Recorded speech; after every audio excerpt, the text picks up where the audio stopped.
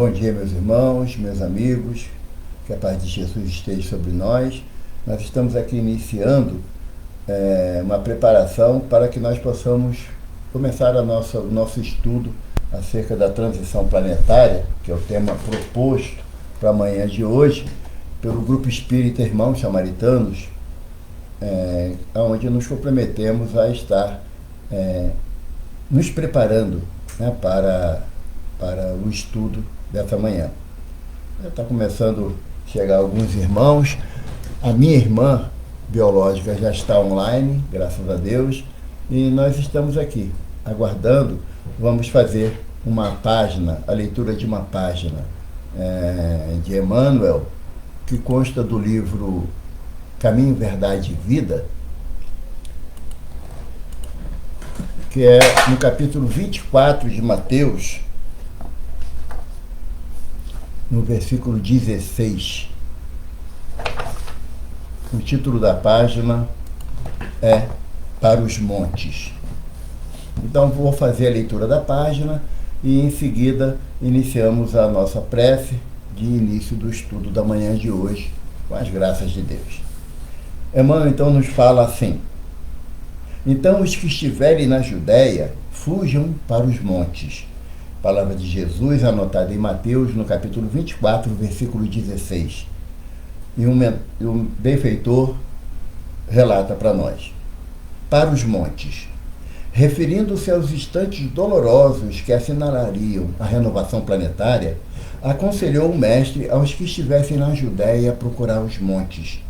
A advertência é profunda, porque pelo termo Judéia devemos tomar a região espiritual de quantos, pelas aspirações íntimas, se aproximem do Mestre para a suprema iluminação. E a atualidade da Terra é dos mais fortes quadros nesse gênero. Em todos os recantos estabelecem-se lutas e ruínas. Venenos mortíferos são inoculados pela política inconsciente nas massas populares. A Baixada está repleta de nevoeiros tremendos. Os lugares santos permanecem cheios de trevas abomináveis. Alguns homens caminham ao sinistro clarão de incêndios. Aduba-se o chão com sangue e lágrimas para a semeadura do porvir. É chegado o instante de se retirarem os que permanecem na Judéia para os montes das ideias superiores. É indispensável manter-se o discípulo do bem nas alturas espirituais, sem abandonar a cooperação elevada que o Senhor exemplificou na terra. Que aí consolide a sua posição de colaborador fiel, invencível na paz e na esperança, convicto de que, após a passagem dos homens da perturbação, portadores de destroços e lágrimas, são os filhos do trabalho que semeiam alegria de novo e reconstroem o edifício da vida. Graças a Deus. Buscando a figura amorosa do Senhor Jesus, aonde na imagem ele está acima do planeta Terra, com o seu olhar misericordioso, as suas mãos caridosas, estendidas sobre o nosso planeta, que passa por tantas dificuldades. Volvemos os nossos olhares a Ti, Mestre amado, confiantes da Tua palavra que estaria conosco até o fim dos tempos. Não temos dúvida quanto a isso. Ainda recorremos ao Teu convite, quando Tu nos conclama: vinde a mim todos vós que estáis cansados e sobrecarregados, que eu vos aliviarei. Aqui estamos nós, Senhor, parcela mínima da humanidade, como uma gotícula no oceano, mas recorrendo ao Teu amor, à Tua presença, ao Teu olhar compassivo, às Tuas vibrações misericordiosas de amparo para todo o nosso planeta. Envolva-nos, Senhor, para que possamos compreender a transição planetária como sendo da lei de progresso que o Pai Celestial nos propõe, mesmo que não compreendemos, pois o ensino nos diz que quando esquecemos de ir buscar o Teu Evangelho por amor, muitas vezes somos impelidos pela dor ao encontrar as Tuas mãos amorosas e compassivas que espera por cada um de nós. Envolva, Senhor, todos aqueles que estão no leito de dor, que estão sofrendo pela ausência dos seus amados, que retornaram ao plano espiritual, mas que nós não nos esqueçamos que o teu olhar bondoso e o olhar amoroso de Maria de Nazaré continua sobre todos nós, hoje e sempre, com as graças de Deus. Graças a Deus. Bem, meus irmãos, a proposta do nosso estudo nessa manhã é sobre a transição planetária. É um termo que está muito ativo no movimento espírita em função dos momentos pandêmicos que nós estamos vivenciando. E nós temos inúmeras demonstrações, tanto no Evangelho de Jesus quanto nas obras de Kardec, que não tem nada errado não, gente. Não tem nenhum absurdo, nós não estamos a Deus dará no mar revolto da nossa existência, não. Nós temos ainda a mão de Jesus como governador do nosso planeta, que estaremos constantemente sendo envolvido pelos amigos espirituais para que nós possamos, cada um de nós, entender os momentos que estamos passando com essa pandemia. E nos informam os benfeitores que a pandemia ela não é o marco final da transição planetária, não. Eu sinto informar, mas se nós formos analisar o que está em Mateus, capítulo 24 e 25, quando Jesus vem fazer o sermão profético ou o sermão escatológico, né? O sermão do final dos tempos, nós vamos analisar que o Mestre nos prepara para o início das dores, o início das dificuldades, mas não que isso nos leve a um processo de desespero, de inconsequência, não, pelo contrário. Quando nós vamos levar os nossos filhos ou os nossos netos a um médico para tomar uma vacina, quando você esclarece a criança, olha, nós vamos te levar, o médico vai pegar uma seringa com uma agulha e vai ter que colocar essa agulha no seu bracinho, na sua perninha, ou no seu bumbum, para poder injetar a vacina. Vai doer um pouquinho sim, mas é para que você possa estar se libertando de outras doenças. Quer dizer, você dá todo o caminho para a criança. Quando você vai no dentista, o adulto, nós adultos, o dentista não fala o que vai fazer com a gente? Olha, eu vou, se for necessário, eu dou uma anestesia, mas se não, eu vou começar a desbastar essa área do dente que está com um processo infeccioso, que é a cárie. Não é assim? Então você vai já preparado para uma situação nova, uma situação que você desconhece, mas que é necessária você passar. Quando você vai para uma cirurgia e o médico fala, vai ser ministrado uma anestesia geral para que você possa sofrer essa intervenção sem que você sinta dores lancinantes. Mas depois da cirurgia, a anestesia passa, não é assim? E passando a anestesia, você não vai sentir algum processo doloroso até entrar no restabelecimento propriamente dito? Assim também é a transição planetária. Porque eu estava assistindo uma palestra do Haroldo Dutra Dias, uma live, né, que ele fez recentemente, e ele faz uma reflexão muito importante, que ele diz que a transição planetária ela não está associada a um curto período aonde, depois de uma noite tempestuosa, o sol nasça radioso e lindo como sempre faz. Não é assim, não. A transição planetária é um período de adequação da humanidade terrena às leis divinas, que a lei de Deus ela é imutável. A lei humana é que sofre as alterações de acordo com o progresso da humanidade, mas a lei divina ela é imutável. E Deus deseja que todos nós caminhemos para Ele, voltando ao Pai sem mácula, ou seja, sem as atitudes indevidas que nós tomamos com os nossos desenvolvimentos morais. Então, se a gente fosse se reportar ao que está no Evangelho acerca do sermão profético, Jesus fala que haveremos de ouvir guerras e rumores de guerras. E tem uma frase do Evangelho que Jesus fala assim, conflitos intestinais ocorrerão. E me chamou a atenção essa frase de Jesus. Quando Jesus fala em conflitos intestinais, gente, não é cólica não, tá bom? Não é cólica, não é infecção intestinal não. É que o intestino não está no nosso interior, no nosso abdômen, não temos a visão dele, mas sentimos as alterações que ocorrem nele.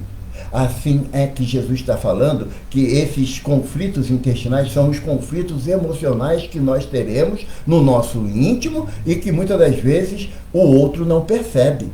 É aquela reformulação de conceitos que a gente começa a ter que iniciar.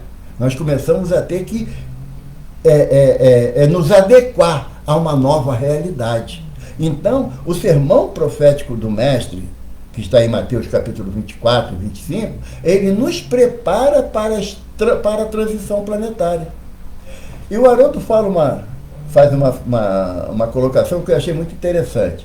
Se nós analisarmos que na nossa galáxia tem cerca de 100 bilhões de estrelas, e se cada estrela tiver um número de 5 planetas ao seu redor, imagina quantos planetas na nossa galáxia que estão passando pelo processo da regeneração ou processo da transição planetária. O que não falta, o Haroldo fala isso, eu achei bem legal, o que não falta são espíritos de elevada hierarquia preparados para promover essa transição planetária. Embora venha pela dor, porque foi a nossa opção, e pela dor, nós não estamos desamparados do olhar misericordioso de Jesus e do amparo infinito do Pai Celestial. Nós caminharemos. Mas para que a gente possa se basear em algumas anotações, nós vamos lá na Gênese de Kardec, que foi escrita, se eu não me engano, em 1867, e nós vamos lá na frente, no capítulo 18 da Gênese, tem o tópico chamado A Geração Nova. Nesse tópico, um benfeitor relata para Kardec, assim, no item 33. Eu vou ler, se vocês me permitem, esse trecho para a gente poder situar a nossa conversa. A regeneração da humanidade, portanto, não exige absolutamente a renovação integral dos espíritos. Basta uma modificação em suas disposições morais. Ou seja, qual era a ideia da gente de transição planetária, de regeneração do planeta? Quem não presta vai embora, quem presta fica, não é? Se fosse assim, eu já estava dando tchau para todo mundo, porque eu não ficaria. Porque essa ideia de presta e não presta, bom e ruim, é uma ideia ainda muito limitada no nosso entendimento acerca das ações que Jesus e que o Pai Celestial espera de cada um de nós. Então, quando Jesus nos orienta lá no seu Evangelho, não julgueis para não ser julgado, é que essa avaliação que nós queremos fazer é indevida. Não é um direito nosso determinar que o irmão que está empunhando uma arma, assaltando, traficando, aquilo dali não presta, vai ser banido. Não é assim não. Porque muitas das vezes, diante de uma necessidade onde ele reconhece o seu erro, ele pode reconsiderar e trilhar novos caminhos. Nós, que temos o conhecimento que o Evangelho nos oferece, temos mais agravado as nossas responsabilidades. Então, como o benfeitor fala aqui, basta uma modificação em suas disposições morais. É o arrependimento que Jesus nos propõe. Os arrependidos serão os que se salvam. Continua ele. Essa modificação se opera em todos quantos lhe estão predispostos, desde que sejam subtraídos à influência perniciosa do mundo. O que o benfeitor está falando para a gente? Quando desencarnam, no desencarne coletivo, em função como no momento da pandemia, ou de uma guerra, ou de um sismo da natureza, né? Um terremoto, um vulcão, um furacão, quando desencarnam massas de irmãos nessas condições e que retornam ao plano espiritual, tomam ciência da verdadeira realidade e reconhecem que poderiam ter feito muito mais quando aqui no plano material, pedem a Jesus para voltar ao plano material, reencarnarem aqui na Terra com novas disposições, com desejo do bem. E isso é muito forte para nós, distanciados do corpo físico, que nós temos como se fosse uma determinação íntima de mudança. Por isso que ele fala aqui, que é afastado da influência perniciosa do mundo, ou seja, o ambiente que nós estamos aqui envolvidos no planeta Terra é um ambiente ainda com tendências à negatividade. Basta nós olharmos para a sociedade que nós fazemos parte, estamos inseridos, e vamos ver que diversos irmãos ainda se associam ao prazer físico, ao prazer do corpo, da matéria, atendendo às necessidades materiais, seja pelos exageros das diversões, seja pelas satisfações dos desejos inferiores. Então, quando retorna ao plano espiritual, porque na lei de Deus não existe pena eterna não, gente. Não existe o sofrimento eterno lá no inferno, ou para o espírita umbral, não existe não. Tudo é transitório. O mal tem prazo de validade, só o bem que é eterno. Porque o bem é obra de Deus. E o mal é consequência dos atos inferiores do homem.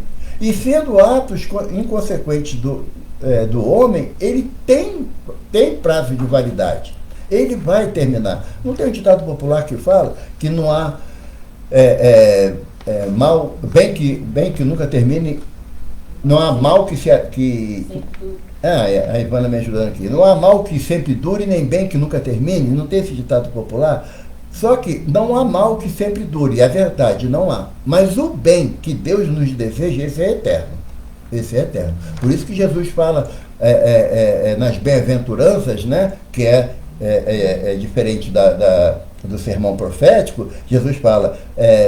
Vinde a mim, eleitos do meu Pai. É a bem-aventurança eterna que nos é proposta.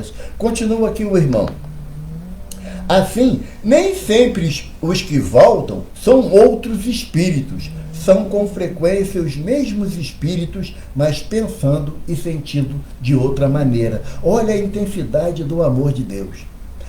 Nós, na nossa avaliação, quando desencarna um irmão, seja um delinquente da sociedade, seja um político que utilizou mal a sua liberdade, seja um empresário, seja lá quem for, que nos nossos olhos são perniciosos, tem que ir para o sofrimento, a bondade infinita de Deus permite o retorno à matéria, porque a todos será dado por igual, as mesmas oportunidades. Então, se eu tive a oportunidade de reencarnar há quase 62 anos, mesmo diante de tamanhas dificuldades morais que eu carrego em mim, espírito, por que o outro não vai ter essa oportunidade? Por que aquele que está fazendo o que eu relato como sendo os grandes erros da sociedade, ele tem que ser punido e eu tenho que ser amparado pela misericórdia? Não é assim, não. Jesus nos avisa de forma amorosa e poética. Deus faz com que o sol nasça para o justo e para o injusto. A chuva cai sobre o bom e sobre o mal. Então, o olhar misericordioso de Deus não é bairrista igual o nosso. Deus não vai olhar para a humanidade assim, aquele dali não tem mais jeito não, aquele dali ele não presta não. Não, quem fala assim somos nós. Não tem um ditado? Pau que nasce torto, morre torto? Pois é. E aí a gente aprende que a espiritualidade vai nos ensinando que nós temos a forma da dor para desentortar o que está torto. E é esse momento que nós estamos vivenciando. É nesse momento que nós estamos passando com essa pandemia, que é uma reflexão para a gente. A pandemia atinge mais qual classe social? Não tem diferença. Morre o rico, morre o pobre. É infectado o culto e o ignorante. O europeu e o africano.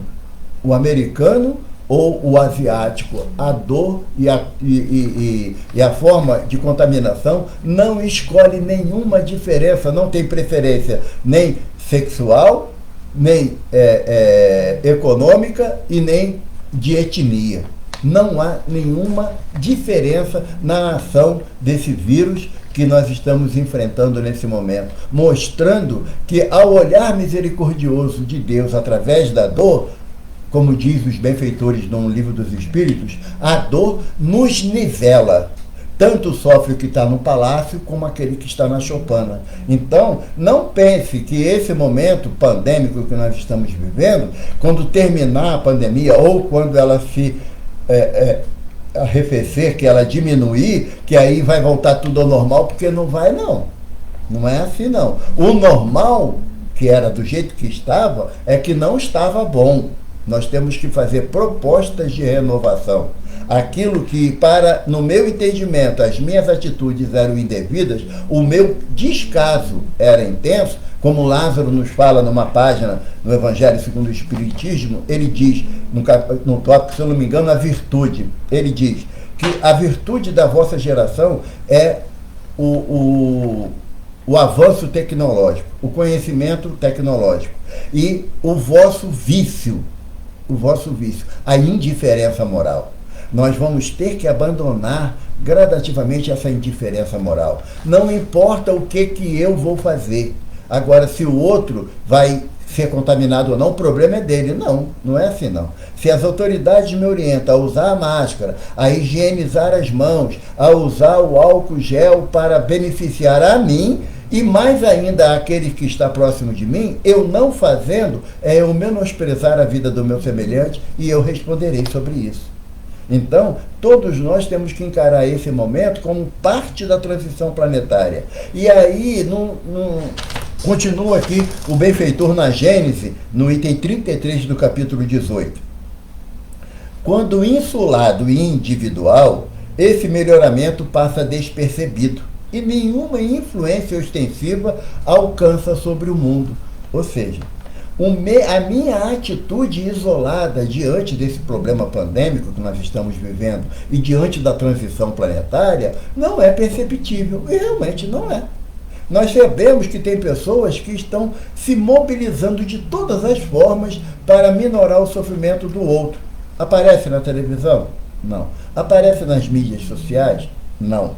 Aí ele diz, muito outro é o efeito quando a melhora se produz simultaneamente sobre grandes massas, porque então, conforme as proporções que assuma numa geração, pode modificar profundamente as ideias de um povo ou de uma raça. Nós não vemos, gente, a comunidade científica mundial se esforçando, queimando os neurônios para encontrar medicamento, vacina. Não importa se o objetivo é extremamente financeiro, não importa. Porque aquele que vai ser beneficiado, ele não vai falar assim, não quero tomar essa vacina, eu não quero tomar esse remédio, porque eles estão vendo o dinheiro. Vai pensar assim? Quando você vê um ente amado em cima de uma cama doente e o remédio que você tem recursos para adquirir, quando não tem recurso é mais doloroso ainda. Mas quando você tem recurso para adquirir o remédio e você fala assim, eu não vou beneficiar a indústria farmacêutica, enriquecendo mais os empresários, não vou comprar esse remédio. É assim que nós falamos? Não. Então o benefício existe, mesmo que à custa da ganância de poucos. Mas o benefício existe. Mas, como diz aqui o benfeitor, chegará o tempo que haverá grandes modificações nas ideias de um povo e de uma raça ou de uma geração.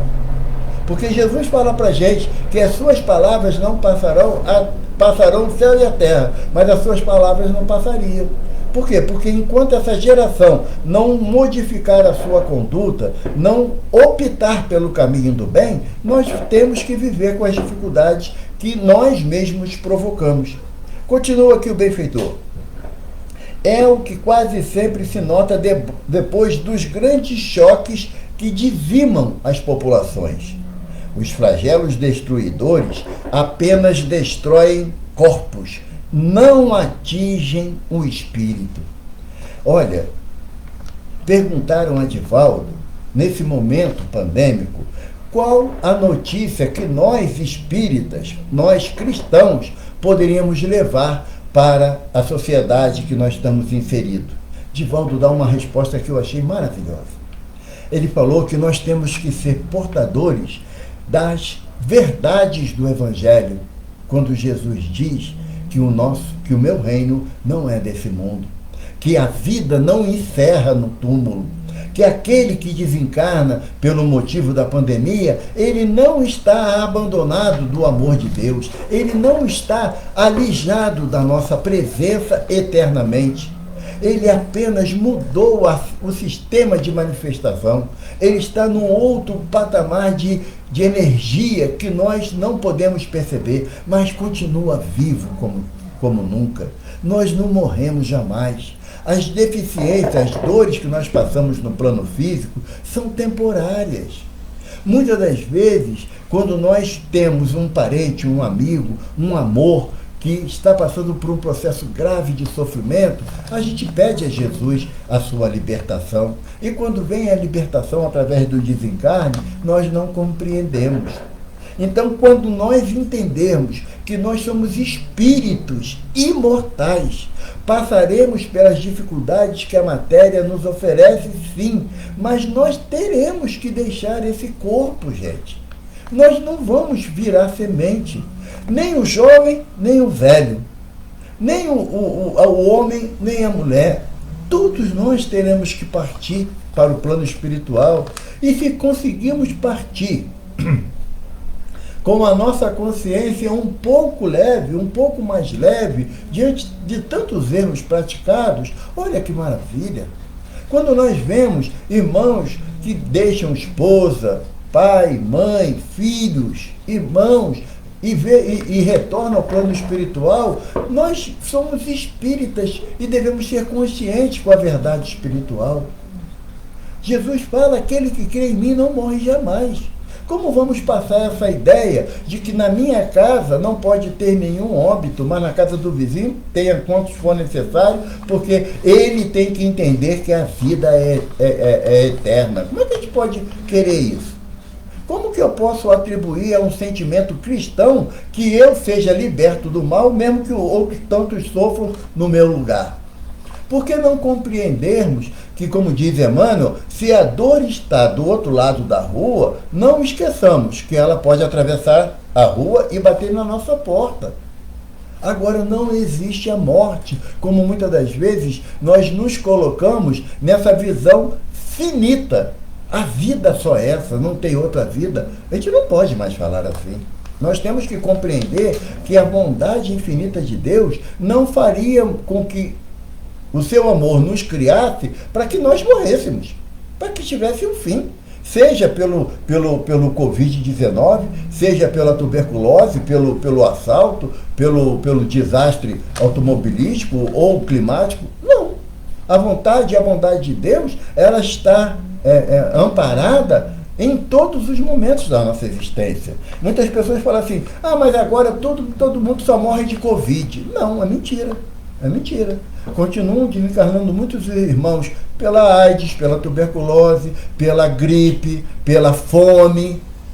Né? Os nossos irmãos que estão passando pela dificuldade da fome em vários cantos do planeta continuam desencarnando de fome.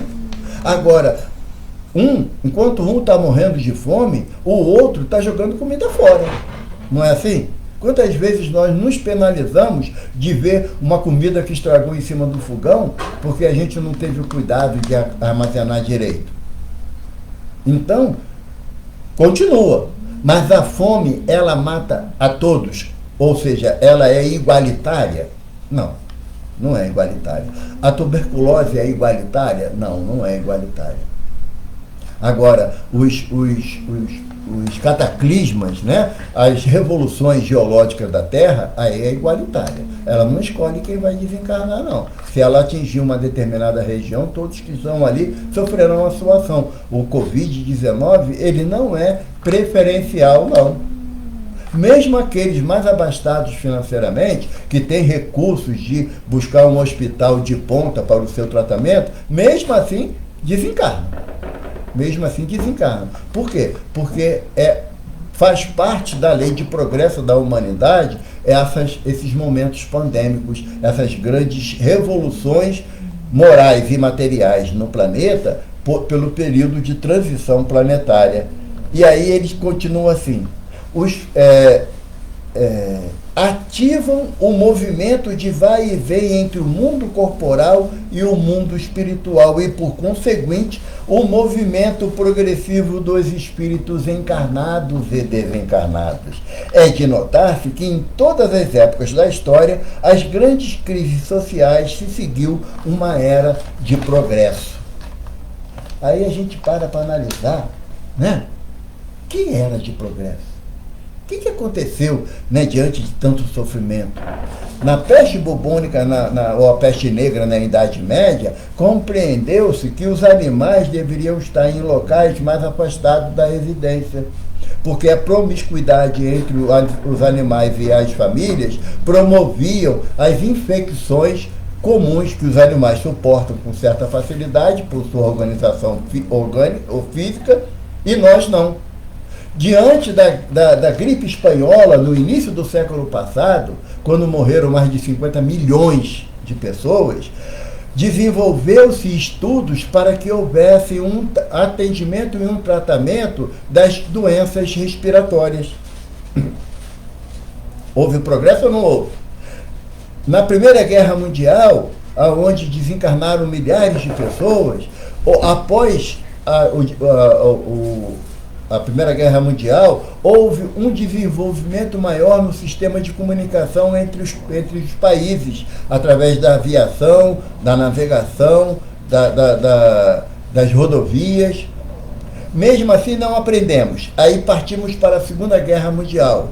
A Segunda Guerra Mundial deu uma alavancada tecnológica no planeta, claro, nunca vista antes. Foi lá com os estudos iniciais de Einstein e dos grandes cientistas que o homem pôde chegar à Lua, pôde devassar o universo da forma que nós estamos devassando atualmente. Então os avanços acontecem, mas a duras penas. Acontece, mas nós passamos esses momentos de progresso moral e intelectual pela dor. Nós não aprendemos com os benfeitores que nós devemos buscar o nosso progresso pelo amor. Temos dificuldade de entender isso. Agora, a transição planetária, gente, eu tenho que dar uma notícia para vocês que eu sei que vocês não vão ficar muito felizes, não. Ela não termina com a pandemia, não. Ela não termina, não. Os benfeitores dizem a Kardec, no Livro dos Espíritos, eu vou deixar anotado depois aqui na minha página no Face, as perguntas. Da 737 a 740, Kardec questiona os benfeitores se os momentos de pandemia, de cataclisma, de todas essas dificuldades globais, qual a finalidade disso? E os benfeitores falam, para poder a humanidade evoluir. Eu vou pegar aqui apenas a 737 para que a gente possa compreender aquilo que Kardec está questionando aos benfeitores e que a gente, às vezes, tem dificuldade de entender, que acha que é uma coisa moderna, não é? Ela diz assim, Kardec questiona assim, o tópico sobre capítulo da lei de destruição, flagelos destruidores. Com que fim fere Deus a humanidade por meio de flagelos destruidores? Kardec está falando isso, não tinha, à época de Kardec, a gripe espanhola, a Primeira Guerra Mundial, nem a Segunda Guerra Mundial.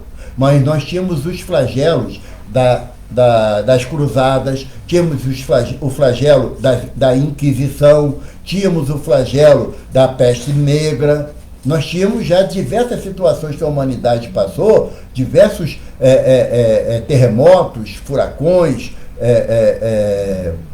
maremotos, diversos, que a humanidade já tinha enfrentado à época do codificador. E os benfeitores dizem assim, vou repetir a pergunta para a gente poder gravar, né? Com que fim fere Deus a humanidade por meio de flagelos destruidores?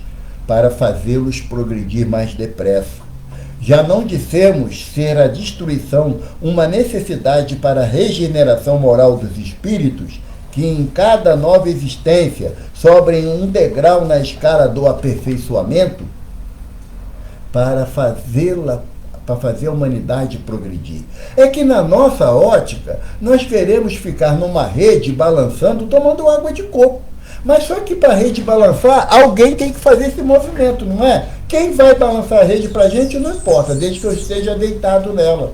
E não é assim na lei de Deus, não. O progresso do homem é feito pelo próprio homem. Não são atos exteriores. Não é eu rezando por vocês que vocês vão progredir moralmente, ou todo mundo rezando por mim que eu vou progredir moralmente, porque eu não vou, não.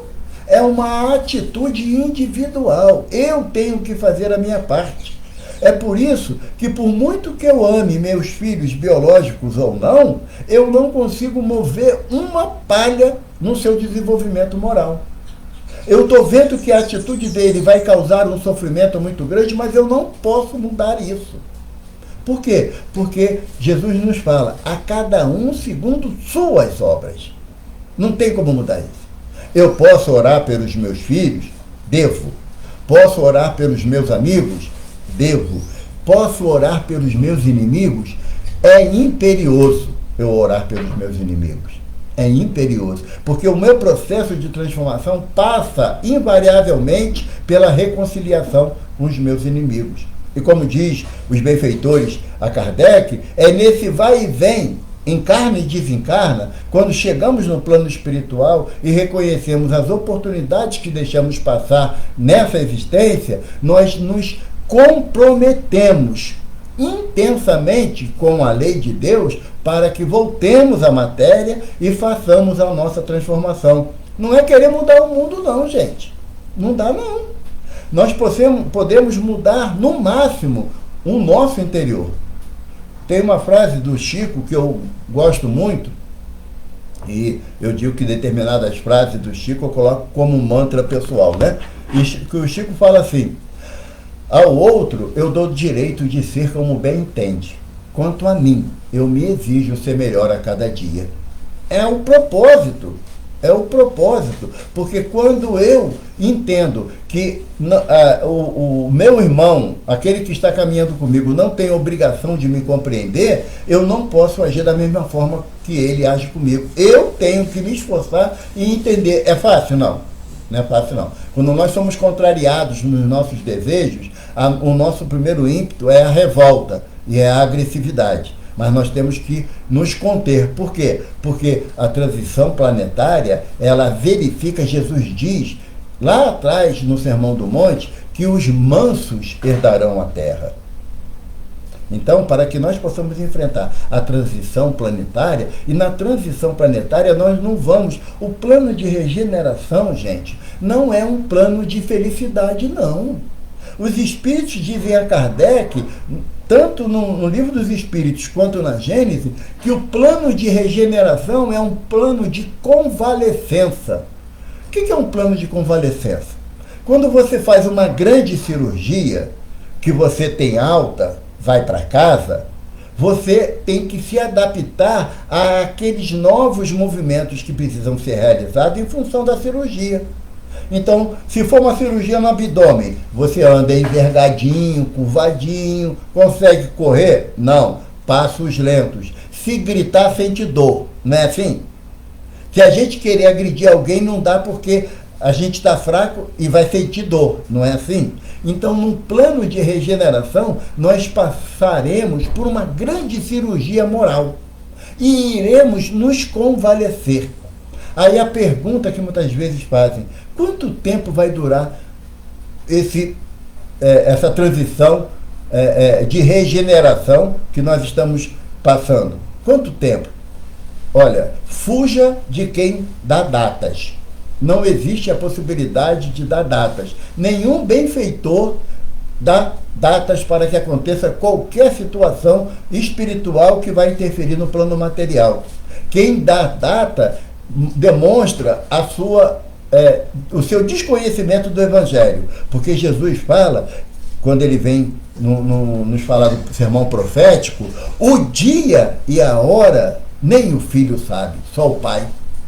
Então não tem data não, gente. Essa história de 2012, de data limite que era atribuída a Chico, isso daí não existe isso. Não temos data limite não, porque essa data não é imposta ao homem pelo homem.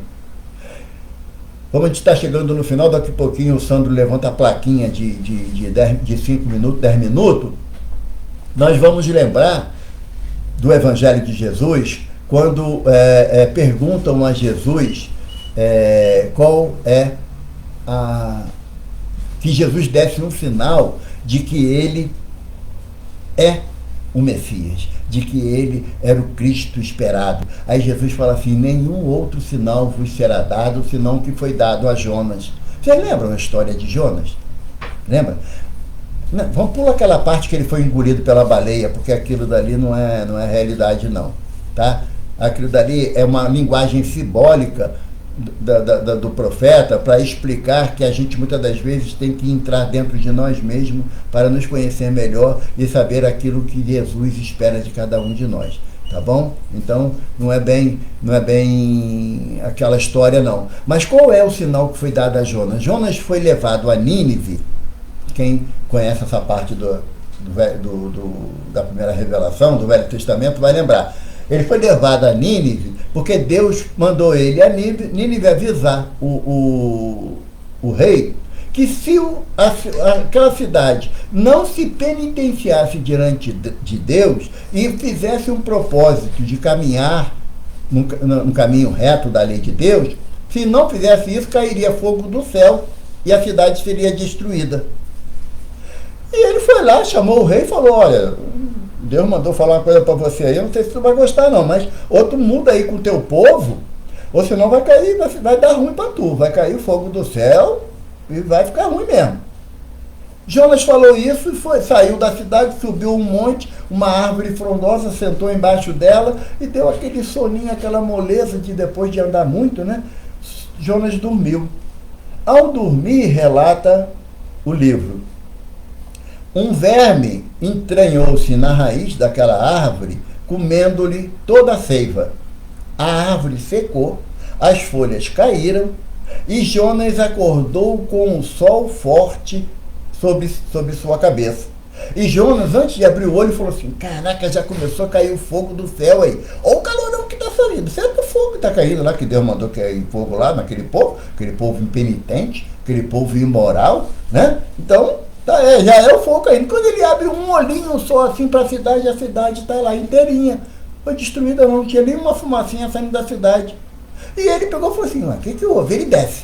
Quando ele desce e chega lá, o rei e toda a cidade estão ajoelhados, pedindo clemência a Deus e fazendo propósito de renovação. Olha que beleza Jesus vem nos trazer nessa simbologia de Jonas. Porque mesmo diante da nossa impenitência, dos nossos erros, das nossas atitudes indevidas, se nós fizermos um arrependimento sincero e promovermos a nossa transformação moral, Deus nos ampara, recebe a nossa súplica e diminui a carga de sofrimento que nós estávamos buscando para nós. Então, um plano de regeneração não é ainda um plano de felicidade, é um plano de renovação de conduta moral. Aonde nós deveremos olhar para o próximo, não como alguém que não me fale nada ao coração, mas como um irmão que necessita de um olhar carinhoso, de um abraço fraterno. Abraço agora não pode não, depois, né? Mas um olhar carinhoso, um abraço espiritual, de amorosidade, de orar por aqueles que estão passando por dificuldade, pedir, como diz o Dr. Bezerra, né? Nós nos habituamos a pedir pelo que sofre, mas temos que começar a pedir por aquele que faz sofrer. Quando nós vemos no noticiário um irmão que tinha algum cargo político e ele, pelos seus desvios de conduta, é preso, o que a gente fala? A gente pede a Jesus que tenha misericórdia dele ou diz que é bem feito, que a justiça tarda, mas não falha? Porque não é nosso irmão, não é nosso filho, não é nosso pai, não é ninguém nosso, então eu posso desejar tudo de mal. Ou então falar: não, que isso, ele não merece nenhuma complacência, não. Ele é responsável pela morte de tantas pessoas, pelos desvios financeiros que ele teve. É sim, é sim. É responsável mesmo. Ele vai ter que responder por isso. Mas precisa eu botar uma agulha na ferida dele? Aumentar a dor dele com minhas vibrações negativas? O Chico chega perto de Emmanuel uma vez e pergunta a Emmanuel: seu Emmanuel, como nós podemos definir um criminoso? A resposta de Emmanuel é embaraçosa. Emmanuel fala: Chico, o criminoso somos todos nós quando descobertos. E aí? Como é que você vai apontar para alguém? O que é o teu valor de crime e o valor daquele que não conhece o Evangelho de crime? O que eu, que já conheço alguma coisa da doutrina espírita, a ponto de estar falando aqui sobre assuntos doutrinários, o que é para mim um ato indevido, o que é para aquele que nunca passou sequer na porta de uma casa espírita ou de uma igreja católica ou uma igreja protestante? O que é? Para quem é o peso maior das ações indevidas nesse momento de transição? Para mim, para o Evaldo, que já tem consciência, ou para o Manel, que não sabe nem o que é transição planetária? Então nós temos que avaliar que as nossas condutas têm que estar adequadas àquilo que o Evangelho e aquilo que a doutrina espírita nos propõe. Porque o Evangelho, ele vem ser exemplificado nas nossas atitudes e não nas nossas palavras. Jesus chega para os discípulos e questiona: vocês creem em Deus? Todos os discípulos a uma só voz: claro, Senhor, o Deus de Abraão, de Jacó e de Isaac, cremos no Pai Celestial, Deus um e único. Aí Jesus falou assim: Satanás também crê. Faz a vontade de Deus que vai o diferenciar de Satanás. Satanás é aquele opositor, aquele que contraria a lei de Deus, né? Por isso que cada um de nós temos as nossas porções de Satanás. Então, nós temos, Jesus diz que nós temos que fazer a vontade de Deus. Os benfeitores falam a Kardec, se eu não me engano, é na 919, mas não tenho certeza, no Livro dos Espíritos, que Kardec questiona se o homem ele tem o direito de buscar a felicidade. E os benfeitores falam que o homem só é feliz quando cumpre a lei de Deus. Quando dela se afasta, é infeliz e na sua infelicidade pratica o mal. Então a maldade está dentro de mim e eu tenho que transformar essa maldade em atos de beneficência, em atos de caridade para o meu semelhante. Aí eu estarei dentro do propósito que é a transição planetária. Que a transição planetária não é separar bode de ovelha, não. Não é isso, não. Jesus diz que, no sermão profético, que os momentos serão de grandes turbulências, de grande sofrimento, que, se possível, até os escolhidos se dispersariam. E Jesus ainda fala assim: se eu não rogasse a meu Pai, as dores seriam tamanha que não seria poupado ninguém. Olha só como é que é o amor do Mestre por todos nós. Ele roga a Deus para que nesses momentos de transição planetária, a misericórdia do Pai se faça, permitindo que mesmo diante de tantos sofrimentos, um possa estender a mão para o outro. Nós que já conhecemos a doutrina espírita, nós que estudamos o Evangelho de Nosso Senhor Jesus Cristo, nós temos a obrigação de entender a proposta de Kardec quando ele nos orienta que o verdadeiro espírita é aquele que promove a sua transformação moral. Promove, não é aquele que já fez, não, é aquele que se propõe, que trabalha pela sua transformação moral e por aqueles que se esforçam em domar as suas más inclinações. Gente, o momento de transição planetária não é o Covid-19. Não é. Eu sinto informar que pelo sermão profético de Jesus ainda tem muitas coisas para vir. E somente através da fé, que significa fidelidade, confiança em Deus, em Jesus, nós iremos passar pelas dificuldades que nós mesmos criamos. Não é castigo de Deus, não. A natureza, quando ela se cansa do maltrato do homem, ela toma atitudes que mudam completamente o ambiente, o clima daquela região para ensinar o homem a respeitar as forças da natureza. Não é assim? O homem pode impedir que haja um terremoto, que um vulcão entre em erupção, que um furacão se mova sobre a Terra? Não. Então, é um momento em que eu posso fazer uma reformulação íntima, amainando as tempestades íntimas do meu coração e deixando de promover tantos erros e tanta maldade ao meu redor, fazendo uma proposta sincera a Jesus, um propósito sincero a Jesus, de que eu faça não a transição planetária, mas a transição do meu universo íntimo. Essa é a proposta do Evangelho.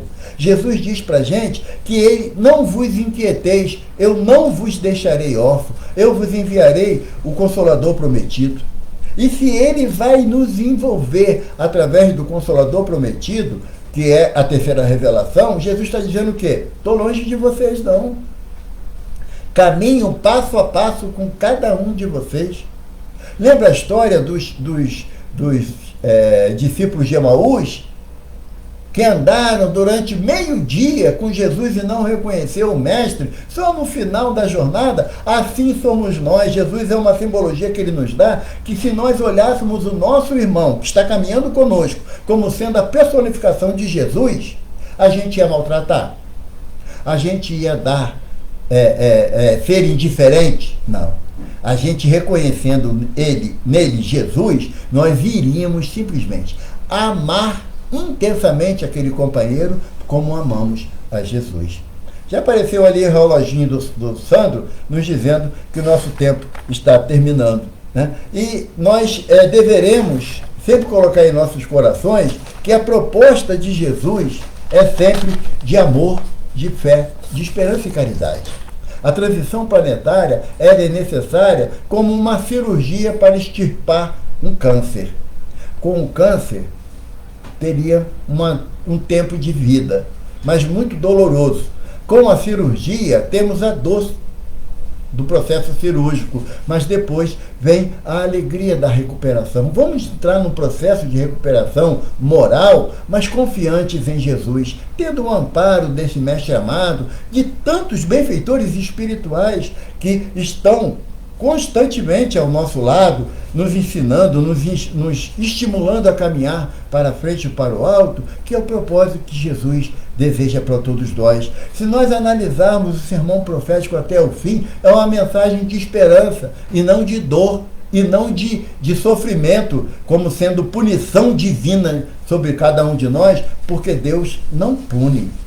A lei de Deus é uma lei educativa e não punitiva. Deus é amor, como nos fala João em sua epístola. E sendo Deus, se Deus é amor, todos aqueles que veem em seu nome, a exemplo de Jesus, são a personificação desse amor.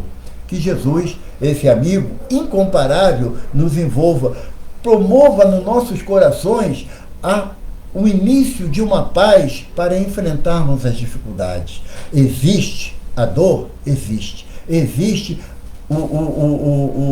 a dificuldade de entendimento? É muito grande, mas nós temos que manter acesa a chama da nossa fé, da nossa esperança, da nossa confiança. Eis que estarei convosco até o fim dos tempos. Essa palavra de Jesus, gente, é uma palavra de amor tão carregada, tão intensa, que não nos deixa dúvida quanto a caminhar ao lado do Mestre. Que Ele nos ampare, que Ele nos fortifique, que nos dê bom ânimo para, como Ele mesmo diz, tendes bom ânimo, eu venci o mundo e vós também vencerão. Nós iremos entrar num processo de transição planetária. Não temos nenhuma possibilidade de evitar isso, mas podemos fazer com que esse momento de transição planetária seja regado pelo amor de Jesus em nossas vidas e em nossos corações, com as graças de Deus.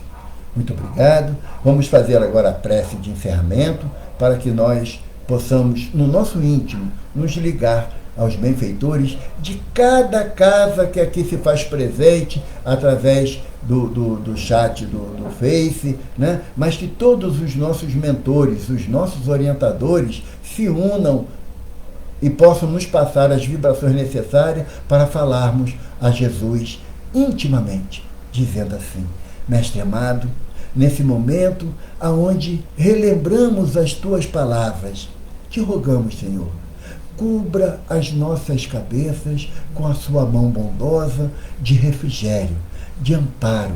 Renove constantemente, Jesus, a nossa confiança no teu amor infinito. Robusteça a nossa fé, Mestre, para que possamos nos abastecer do teu amor e levar a tua palavra para aqueles que ainda não te conhecem ou não se lembram dos teus ensinamentos, para que nós sejamos portadores da tua paz, Jesus, nos momentos de maior desespero que possamos estar enfrentando. Seja as nossas palavras uma renovação do teu evangelho de paz, de luz e de amor. E permita, Senhor, que não nos sintamos abandonados pelo teu olhar misericordioso. Permita, Mestre, que o olhar misericordioso de Maria de Nazaré esteja sobre essa terra santa e bendita, independente das nossas ligações amorosas com a espiritualidade superior ou não, porque o Senhor Deus é Deus de todo o universo. Abençoa-nos, Mestre. Abençoe os irmãos, em particular do grupo espírita, irmãos samaritanos. E te agradecemos, Senhor, essa oportunidade de estarmos aqui reunidos em teu nome, em nome de Maria, em nome de todos os nossos mentores, com as graças de Deus. Graças a Deus, muito obrigado. Que a paz de Jesus nos envolva hoje e sempre.